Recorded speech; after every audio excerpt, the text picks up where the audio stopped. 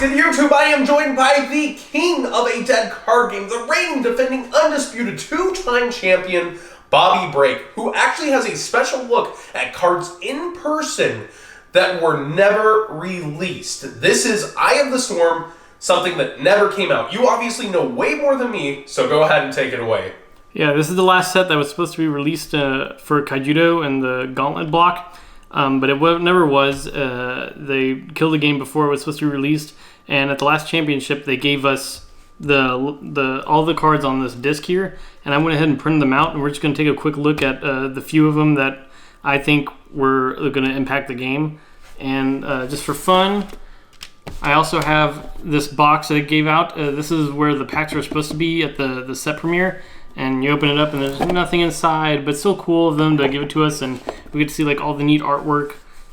So we're going to get started. It's empty just like your hopes and dreams about the card game. Right, but still real fun.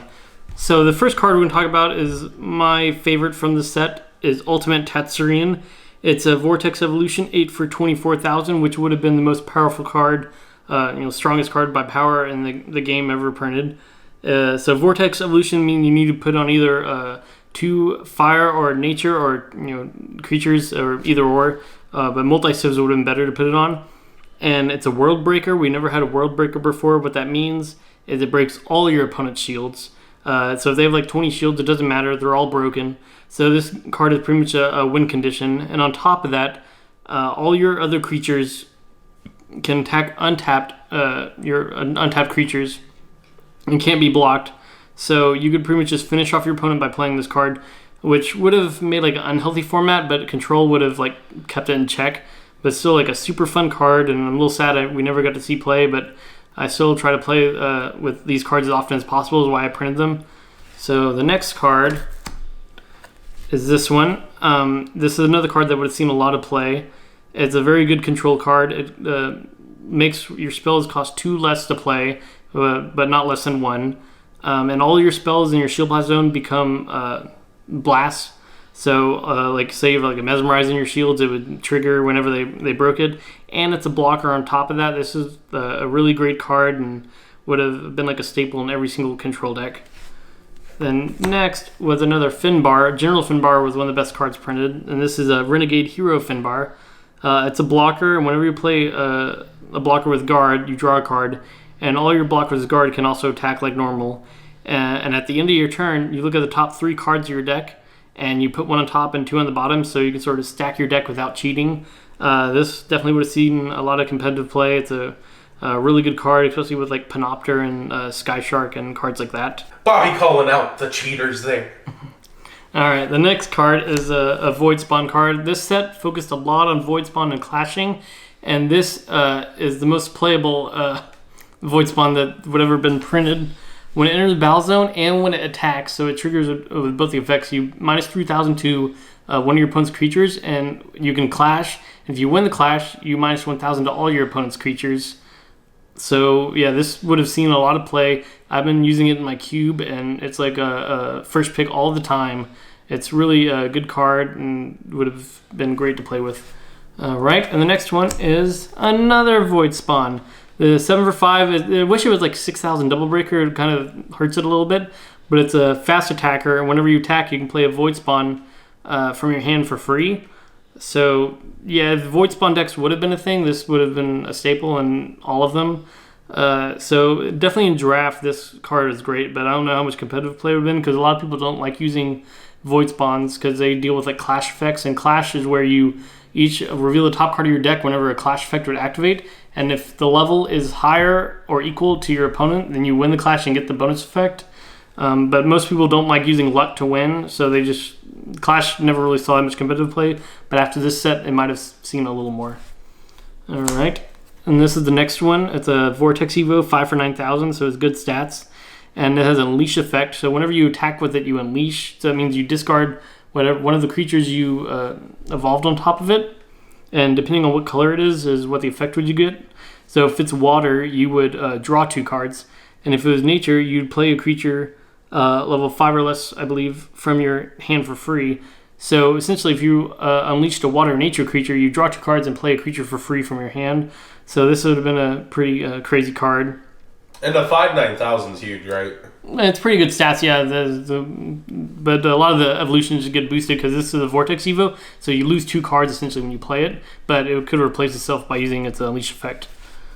Alright, and the next one is a 4 for 8,000 Vortex Evo on Water and Darkness, and if you unleash a water creature underneath it, you draw 2 cards and discard a card, but if it's a darkness creature, you can summon a creature, let's see, make sure, level 5 or less from your discard pile for free. So if you unleash a water darkness creature, you draw 2 cards, discard a creature, and then if the creature you discard is level 5 or less, you just summon it for free. So this would have been really good Vortex Evo because it would replace itself after evolving on top of 2.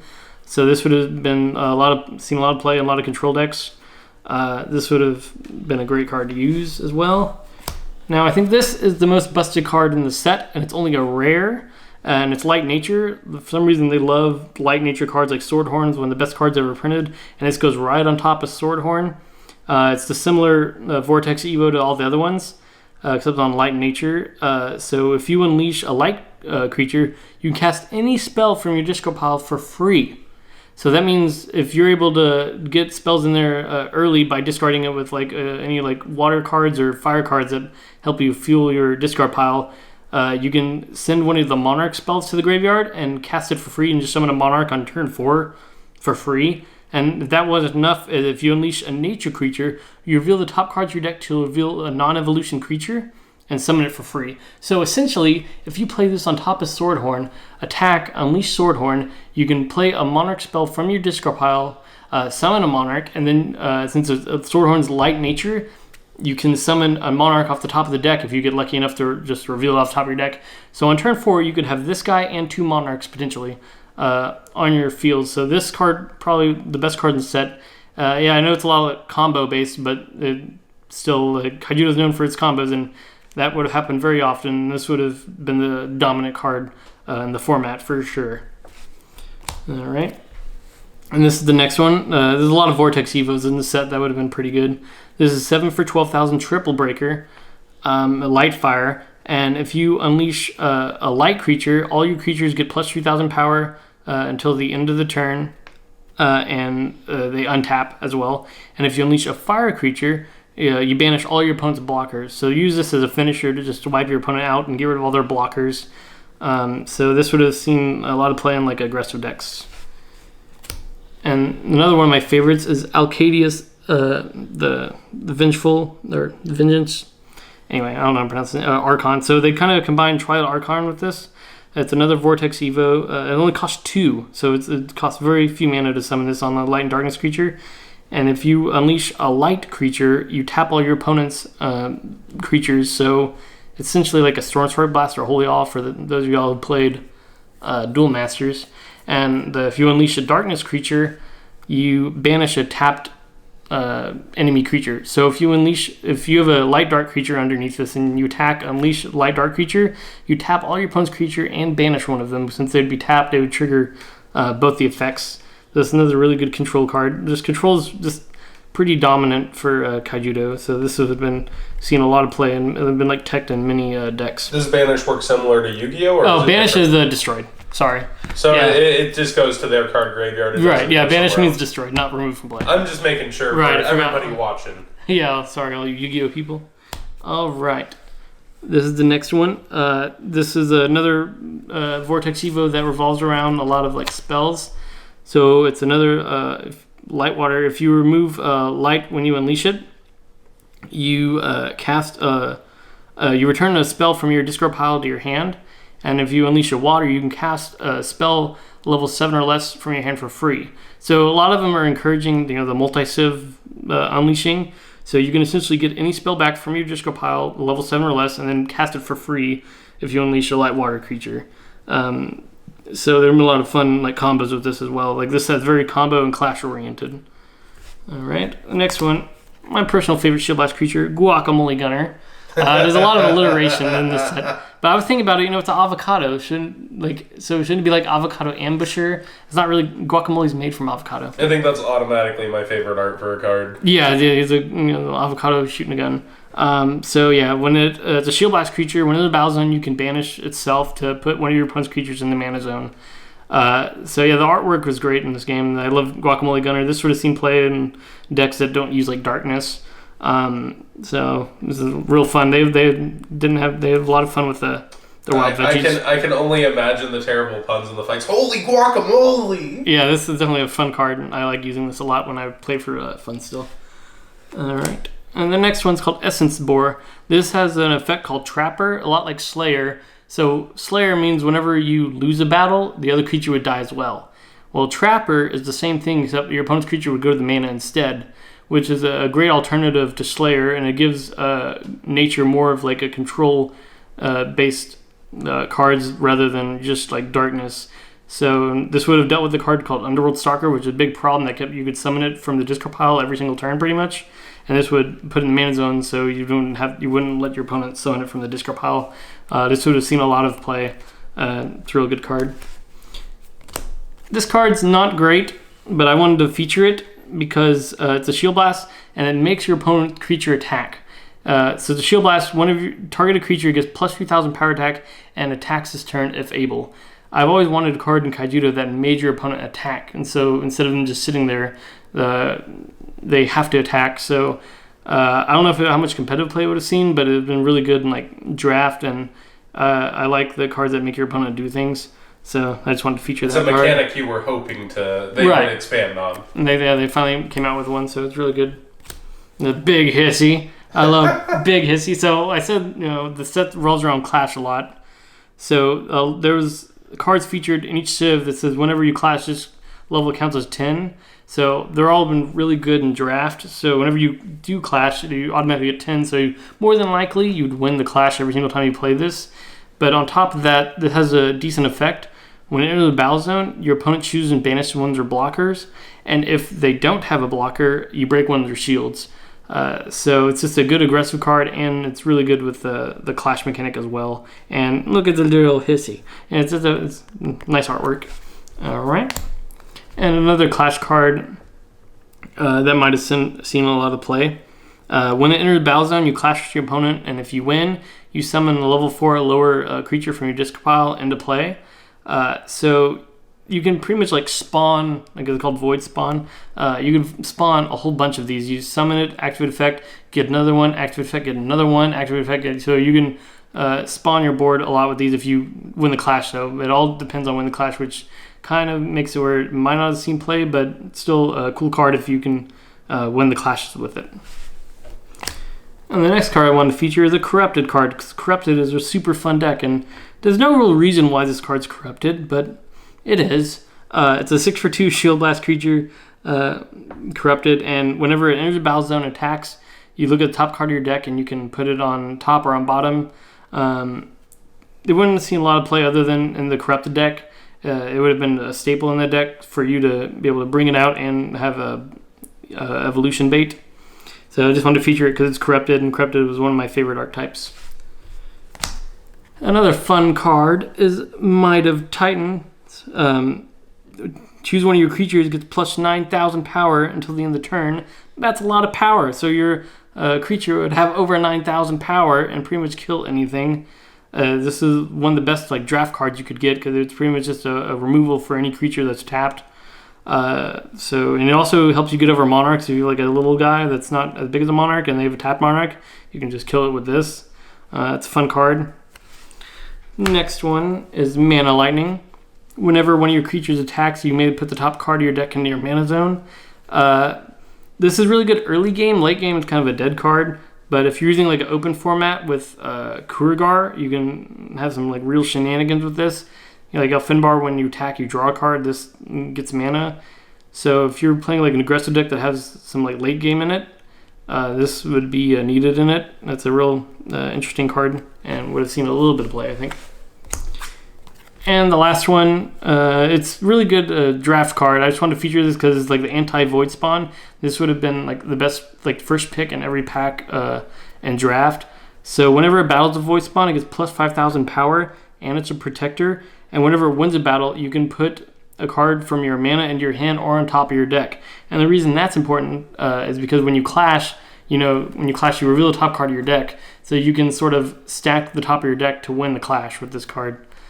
So I'm going to go through now on each of the cards. I'm not going to talk about them because there'll be a lot of cards, but just so you can see the physical copies. If you want to, we'll have a link below where you can read all these if you're interested, but we just wanted to show off a lot of the really cool artwork that never got released also. Yeah, so there's a lot of Vortex Evolution, so it's this one.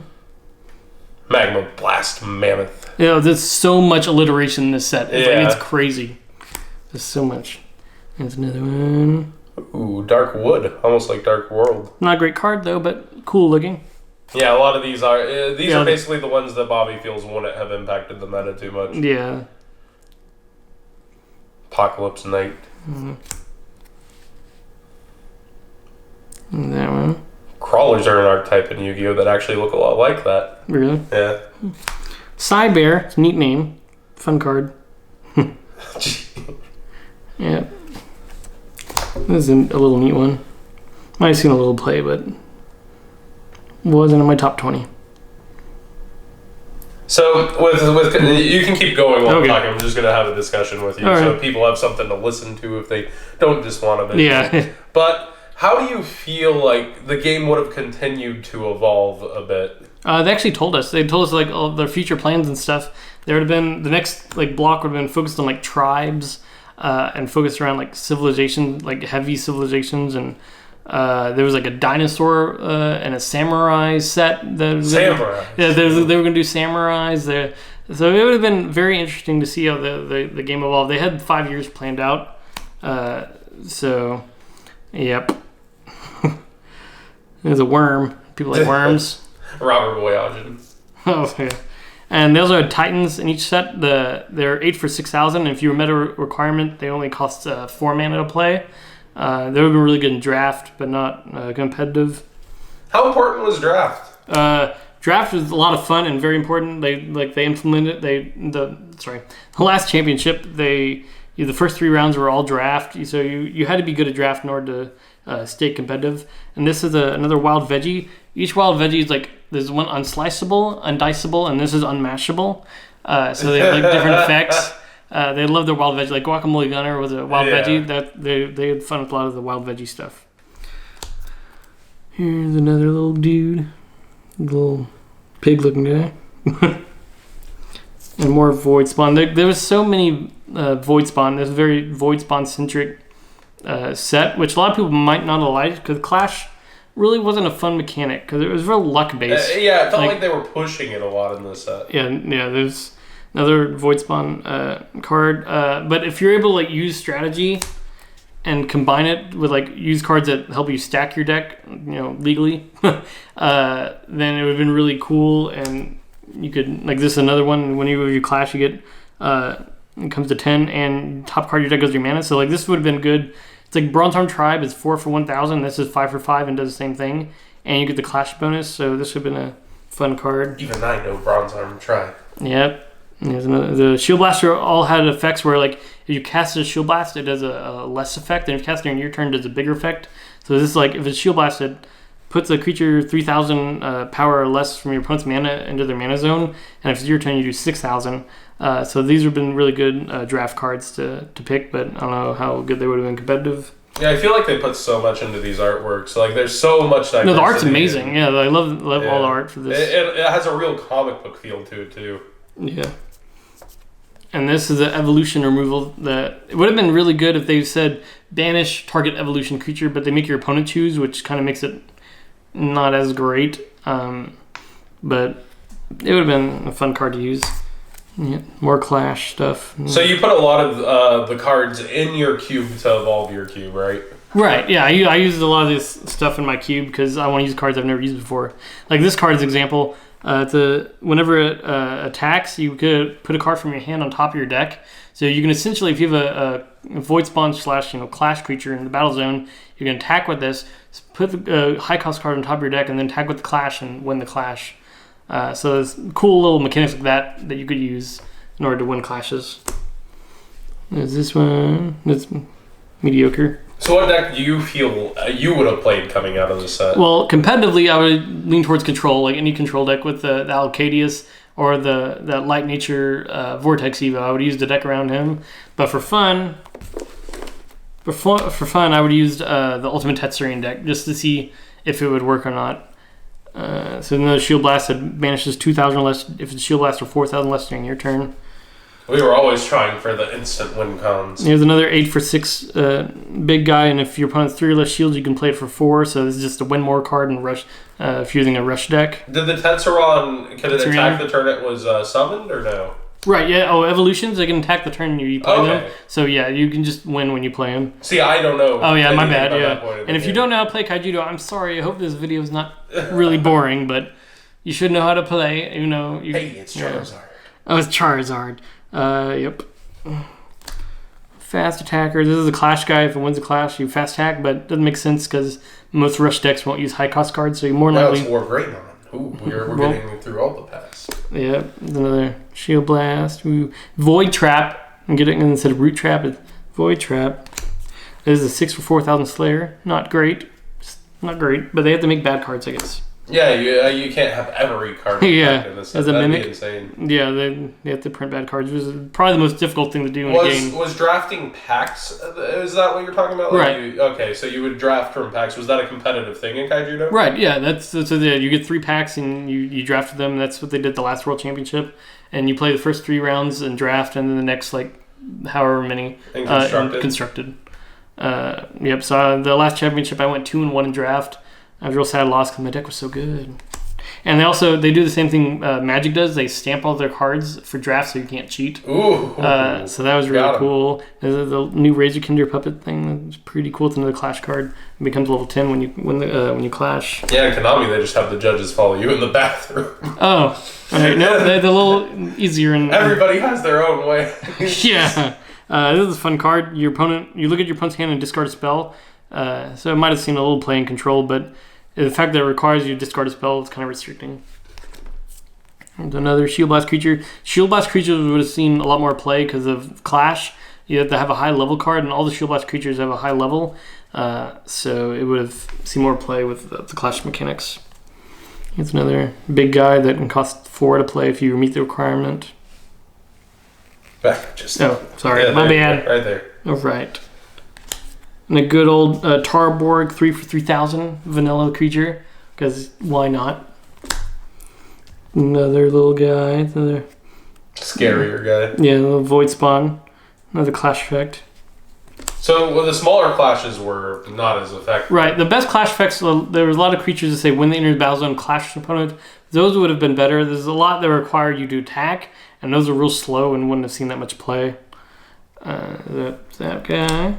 We're almost there. This is a little rush guy. Whenever it attacks, at the end turn you have to banish creature, which seems bad, but you could combo with cards that when they're banished, you trigger an effect. So this has been a little fun to play with, I think. I want to know who their artist was for this game. Well, they have them on the bottom. Okay. So if you want to know, you can look. Jesper is the best artist. Anyway, so this is a neat little blocker. It's a little Shield Blast. Ooh. Another alliteration on the Shield Blast. Oh, look, another alliteration. They love alliteration. This manipulates one of your shields. It's like a 2-drop for manipulating one of your shields if you win the Clash. I love manipulating my shields because it helps me win. A cute little Cyberlord baby. He's not a good card though, but still neat artwork. Another big guy that can play for 4 less mana. This card would have been sort of good. Whenever you attack, you draw a card. So if you can build up a decent board and play this, it's kind of Finbar for 3 mana. So it's like a rush deck kind of feel. Yeah, it would have been like rush. It helped you break your opponent's shields and draw at the same time. Just a blocker for 5,000. Pretty simple. Oops. They also focused a lot on the discard pile and having spells in there. So like this, whenever you summon it and you have a spell in your discard pile, you draw a card. And as opposed to Hydra Spy where you just draw a card and you play it. And it's a Hydra Spy is 4 for 1,000. This is 4 for 3,000. So this probably just straight up replaced Hydra Spy in most decks. This is an interesting Shield Blast. it says you target a creature and it can't break shields. So if it would have said like all your opponent's creatures or target, all creatures can't break shields would have been better. But the fact that it's only one, it probably wouldn't have seen much play. But interesting concept though. And this is a cool card. It makes if you win the clash, all your creatures are unblockable. So you could potentially win. So this would have been a high pick in a draft. And this is another cool placement for Hydra Spy. It's whenever you clash, it becomes a level 10. And whenever in the battle, you draw a card. So this is just a better version of Hydra Spy as well. So like with Yu-Gi-Oh, we have card lore. With these cards, there's like lore with it also. Like you have these villages of people, and they're like they level up, and then they have like their bosses and stuff. Yeah, there's a lot of lore in KAIJUDO that they used as well.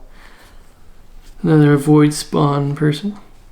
And I also focused around like 6,000 or higher power. So like this Shield Blast, you reveal all top 5 cards and all creatures with power 6,000 or more just go to your hand. So that would have been really good in draft because a lot of creatures that have 6,000 or more power. This Shield Blast, it's not a Shield Blast actually. This card probably wouldn't see it. This is a revolves around clash. Whenever you clash, you get plus 2,000 power. But it's really good draft, but not competitive play. Another little Shield Blast that taps creature, and if it's your turn, you tap 2. Just has such a comic book feel to really? It's more cards. Like cartoony to me. A good old another card that when you clash it becomes 10. Taps creature when in the battle zone. It's not terrible. Really good draft card. Just another Shield Blast creature. Look at that star. It's getting blasted. Yep. And another void spawn that would have been interesting. When you're in the battle zone, you clash, and if you win the clash, you can play a spell level 5 or less from your hand for free. See, that art kind of reminds me of that guy. What? Which one? Like these two kind of look similar these to two? me. Like it's the ball with a mouth and another one. I guess so. That's just me. And this card might have seen play for like budget players. If you control 2 or more blockers, you only tap 4 mana to play this card instead of 8. So it's sort of like a control aggressive card. It's not terrible because it's easy to play 2 blockers. And there's this guy. It's another clash card. You have to win the clash to tap creature though, which isn't really worth it most of the time, but it's a blocker. Yeah, this seems like the mechanic they're pushing. There's literally like 70% of this set is all clash. You're gonna clash and you're gonna win. 4 for 4 vanilla. Woohoo! We need that. And look, more alliteration. We need more. At least there's flavor text. Yeah, the flavor is pretty good in this. 2 for 2,500 blocker Enforcer. Enforcer, the best light type. And then we got 5 for 4,500. If you have 2 or fewer shields, you tap a creature. It's not terrible. Not great. And the last card, but not least, but maybe least. When you cast a spell, you get plus 2,000 power. Exciting. Ooh. Alright, so that was the whole set. I hope it wasn't too boring. But that's a set that was supposed to come out and was never released. So, any final words here as we exit the KAIJUDO chapter, the final set not released, your story about the card game and your journey, and how do we go from here? Well, the story ended a long time ago, but I'm happy to share it, for as long as I can. And I hope y'all enjoy KAIJUDO and check it out. It's still a real fun game, pretty cheap to play, because it's dead. Real cheap. Real cheap. If you have any questions, ask them, let me know, and I'll try to answer them. We'll do like a cube list or something in the future. I appreciate y'all's interest in KAIJUDO. This, far after the game's been dead. All right, well, thank you.